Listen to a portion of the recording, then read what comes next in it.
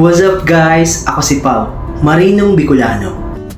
Sunday, good day, holiday! Ngayon pala guys ay wala kaming pasok kasi Sunday ngayon. Alam nyo naman guys, dito sa barko, time is gold. Kaya sinamantala ko na ang pagkakataon na makapagdinis ng aking kabina. Dahil Lunes hanggang Sabado ay may pasok kami. Oo guys, Lunes hanggang Sabado ang pasok namin sa barko.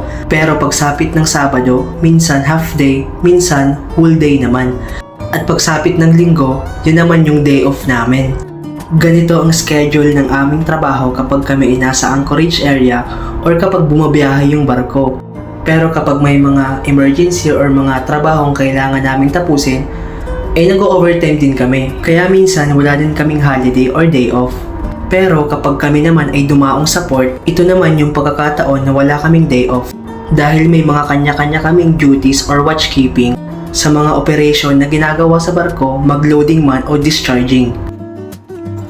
Malaking bagay na talaga tong regalo ang makapagpahinga at mag-relax kahit isang araw lang. Yung tipong hinga muna saglit tapos bukas laban ulit. May free wifi pala yung barko namin guys, pero 1GB or 3GB per week siya. Okay na rin dahil libre kasi makakausap mo na yung pamilya mo at makokontak kahit nasa malayo. Pampatanggal pagod ba? Yung makachat mo lang yung pamilya mo or makita kahit saglit sa video call. Pero minsan wala din signal dito sa barko. Minsan di nakikisama yung internet. May mga SIM card din na tinitinda ng mga businessman dito kapag dumadaong kami. Pero dahil nasa angkorahe kami ay pawala-wala talaga yung signal. Kaya pag may signal ay takbuhan talaga sa labas. At kanya-kanyang hanap ng pwesto kung saan may mas malakas na signal. Dahil may mga pamilya din kami naghihintay ng mga updates namin. Mag-iisang buwan na pala ako dito sa barko guys. Malayo pa pero matatapos ko din tong kontrata. Miss ko na nga yung pamilya ko lalo na yung jowa ko. Uy, comment ka naman dyan oh.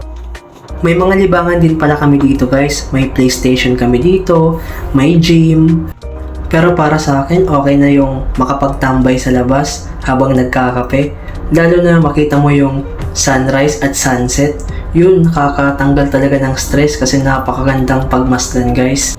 Alam nyo guys, ginagawa ko tong video na to kasi gusto ko kapag nag-retired na ako, makita ko yung mga old memories ko nung nagbabarko pa ako. At syempre, makapagbigay ng inspiration sa mga baguhan at mga nangangarap na makapagbarko. Gaya ko, nag-uumpisa pa lang ako pero alam kong marami pa akong matututunan at dapat malaman sa pagbabarko. Kaya shout out sa lahat ng marino sa buong mundo, lalong-lalo na yung mga Pilipinong marino dyan na tinitiis lahat ng pagod para lang sa kanilang mga pamilya. Isang pagsaludo po sa inyong lahat. Ingat po kayo palagi sa biyahe at sa pagtatrabaho araw-araw sa barko. Tapos na pala ako guys maglinis, so kabina check muna tayo.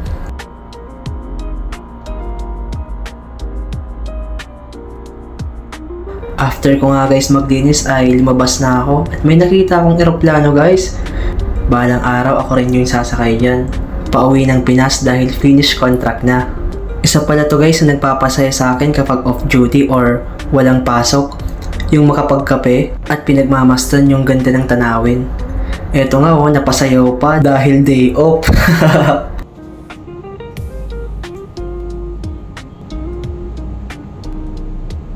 Maraming salamat guys sa panonood.